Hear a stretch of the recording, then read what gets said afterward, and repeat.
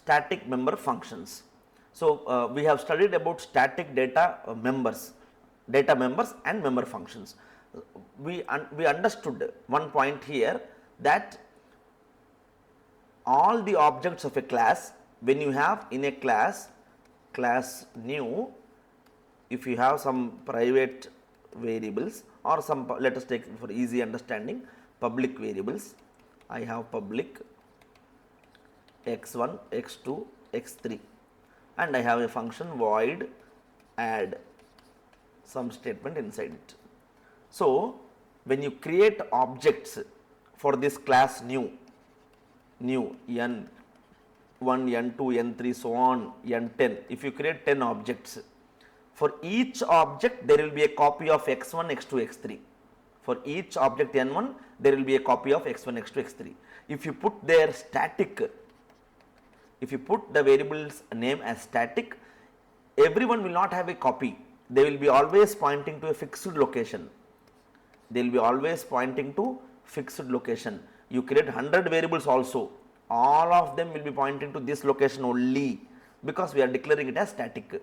Same way, when you declare a function as static, so see, n1 dot add function, n2 dot add function, whenever you call this way, n1 dot add, n2 dot add, general case, if it is not a static function, what happens? A copy of this function is created for this n1, a copy of this function is created for n2.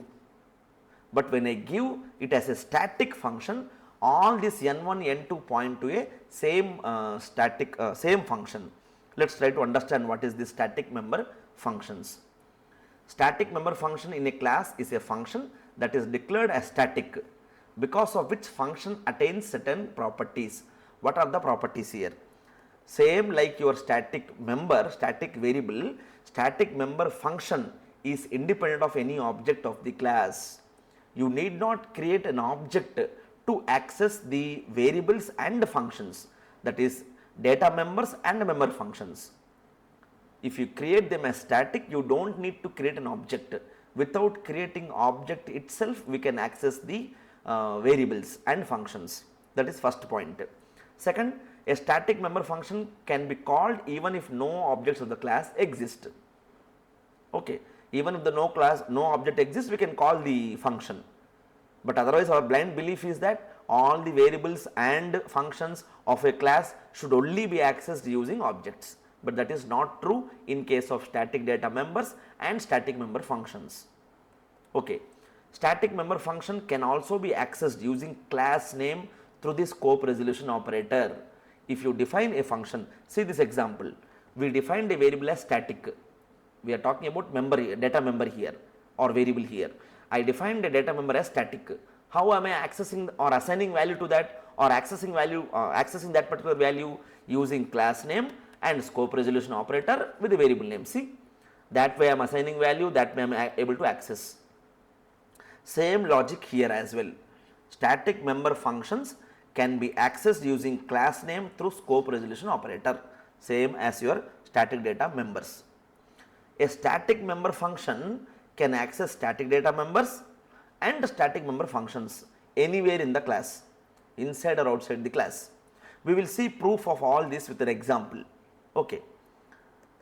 Static member functions have a scope inside the class and cannot access the current object pointer. Okay. They have a scope inside the class and they cannot be accessed the current object pointer. Whatever is an object, it is not worried about the object what is created for that particular class, right. You can use the very important use, this is one very important Viva kind of a question or interview question. You can also use a static member function to determine how many objects of a class have been created. Okay. If for a class you have created 10 objects, that count can be tracked using static variable. How this can be achieved? See, let us see an example, how this last point, to count number of objects created, how are we using that? See, if I have a class, if I have a static member variable or static function, assume I have a static function. So, I have class person, I have directly public a function static print. I have a function print. In this there is some business logic this way. It's a static thing. Okay. Since it's a static thing, what we try to do, you need not create object for this class to access this static.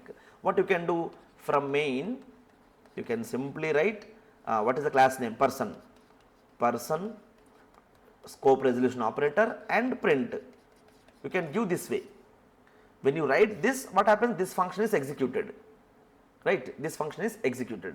So, when you create an object, let us say I create object person P1, P2 and P3. If I create 3 objects like this P1, P2, P3, okay.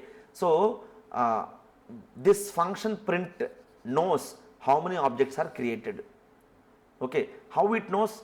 Because using scope resolution operator in this print, I can write that I can take a count, I can take a counter C equal to 0, I can write here C plus plus, I can write here C plus plus. So, this will keep counting.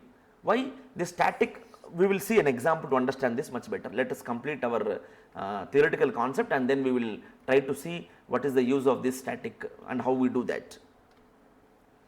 Why we need static? Static members are frequently used to store information that is shared by all objects. That is one point. For instance, you may keep track of the quantity of newly generated objects of a specific class using static data member as a counter. Static data member as a counter.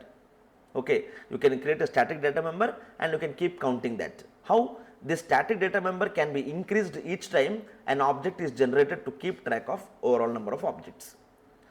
Static data member can be always incremented +1 as on when the objects are created. See the example to understand static member functions. Okay. See, I have private 3 static variables. I have public 1 static function, and we all studied that static variables, static data members can be assigned values outside the class only. See, we have done that. We have done that here using the class name, scope resolution operator and variable name equal to values. You can assign values to static data members like this. Now, the game is about accessing the static function, no. So, we have a static function void print. See, I am creating an object B for this box class. I have created an object B. See out, static member function is called using object name. You can call using object name also, like this b dot print. By creating an object, you can call this function void print like this b dot print. Okay. So, when you call this b dot print, what happens? It will call this particular function without using class name also. How? Without using object name. How? Using class name. That is what we are studying. 2 ways, same static data members and static member functions can be accessed 2 ways. One is using class name and scope resolution operator. 2, using object dot variable name or object dot function name. That way we can access the variables. Okay. So, these 2 are the ways to access the static data members and static member functions. But the important point here is we have to assign the values like this. You need not create object also to call the function. You can create, but you can call that function directly using the class name, scope resolution operator and the function name. When you do this, this function will be invoked and it will give the output whatever we are expecting. Okay. So, this is about static member functions. It is almost same as your static data members. Okay. They can follow the rules of private public again. They can be anything private or public, but the only important point here is that static function should be public only, because the standard point in object oriented programming is that a private variable or private function can be accessed only inside the class. For that, function should be static. Okay. So, this is about static member functions and static member data members.